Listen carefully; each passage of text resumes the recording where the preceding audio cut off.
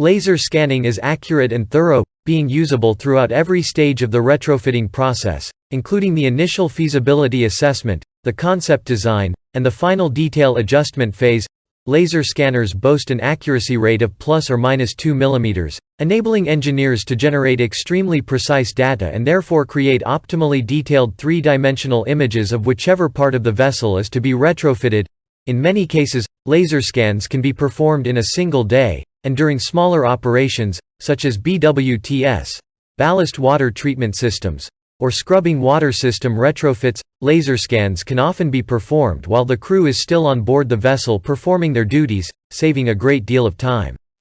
Laser scanners are also extremely useful during ship inspections as they can be used to quickly and easily prepare 360-degree images and detailed maps of scanning positions, which can then be stored in a vessel's inventory library for use by anyone. In summation, laser scanning is a quick, easy, and extremely accurate tool for both everyday ship management purposes and retrofitting projects.